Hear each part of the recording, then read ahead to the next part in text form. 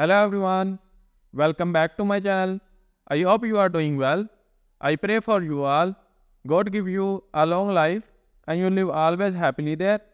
Please like and share this video and also subscribe my YouTube channel. I have a request to you all. Watch this video till end for supporting me. So let's start with the information. These are some updates on Dinar. Before starting the video, I have to tell you something. Go to google.com and search dinaropinions.com and open this site. Here you can see the latest news, Dinar opinions, and Dinar Guru updates on a single page. So visit this site for more information. Article: Parliamentary Committee to Nina, a government team is preparing a new draft of the oil and gas bill. Quote, Prime Minister Mohammed Shia al-Sudani has assigned a tripartite ministerial team to prepare a new final draft that will be presented first within the Council of Ministers for approval, and then sent to the House of Representatives later. The budget will be overturned by the court, deemed unconstitutional probably by mid-September. Absolutely nothing is going to happen in Iraq till the budget gets overturned by the court. The budget is not published in the Gazette yet. That's still outstanding. On the bond side, it was a little quieter today than I expected. So far I do not have any confirmations of folks sitting with dollars. I do have one that had a conference call today and expects funding tomorrow about midday. I hope they receive it. All this time we've been waiting for the new exchange rate to come out. We've been waiting since the beginning of this year. Nothing. What's going on? It's scheduled. We have the budget, it's ready to go. What's going on? The problem is the thievery, those that steal. The bad politicians in the government of Iraq that steal the money through the CBI auctions have been tamed. The U.S. Treasury is making all the decisions now. Have you been following what's happening with Iraq and its relationship with the U.S.? If not, you might be surprised to learn how critical this situation for both countries. Iraq is gearing up for some important talks in Washington. The stakes are high, as sanctions and international support hang in the balance. Today, we're diving into what Iraq needs to do to get back into good graces with the Biden administration. These decisions could shape Iraq's future and impact its reform efforts. So let's explore the key talking points that are driving this conversation. First, let's talk about the sanctions. Sanctions have been a major hurdle for Iraq's economy. Many of its banks are feeling the pressure. These restrictions can prevent businesses from operating efficiently, which in turn affects people's lives. Iraq is now in a crucial phase where lifting some of these sanctions could enable growth.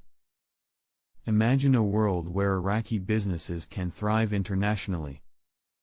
But for that to happen, Iraq has to play its cards right. Next up is the reform agenda. Iraq has been working hard on various reforms to boost its economy and political stability. However, every time they make a bold move, they also risk drawing attention from the Biden administration. This can lead to criticisms or more sanctions, which is the last thing they need. It's a balancing act. They need to implement reforms without provoking negative reactions. For example, recent changes in governance aimed at reducing corruption are steps in the right direction.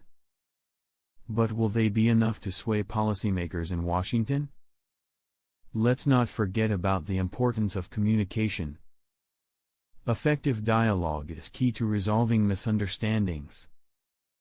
If Iraq can successfully communicate its intentions to the U.S., it could pave the way for a positive outcome. Now, think about the role of allies in this situation. The support from other nations can amplify Iraq's voice. If Iraq can build a stronger coalition, it increases its chances of having sanctions lifted. Let's consider a real-life scenario. Imagine Iraq reaching out to its regional neighbors for support. They hold meetings, outline their reform strategies, and gain backing. This united front could greatly influence the Biden administration's decision-making. Next, we should address the impact of U.S. domestic politics. The Biden administration has its priorities, and Iraq is just one piece of a larger puzzle. Iraq needs to be mindful of these dynamics. Are there ways they can align their reforms with U.S. interests? For instance, cooperation in areas like oil production or counterterrorism efforts could be beneficial.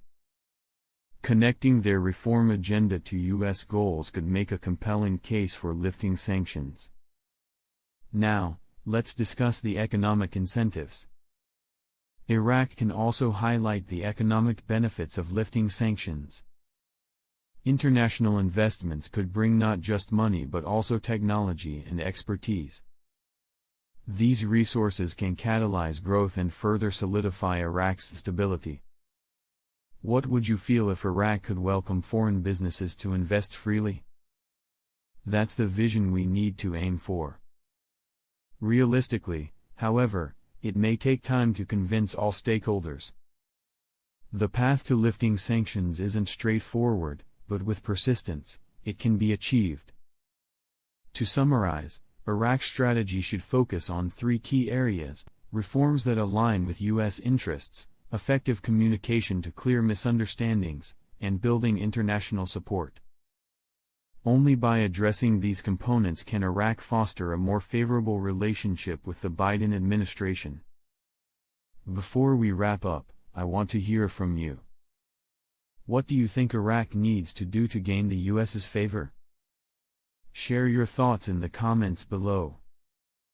As we've seen, the relationship between Iraq and the U.S. is complicated but crucial. With the right moves and a strong commitment to reform, Iraq can turn its situation around.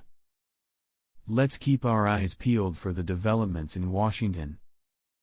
If you found this information helpful, don't forget to like, share, and subscribe for more updates on global affairs. Thanks for watching, and see you next time.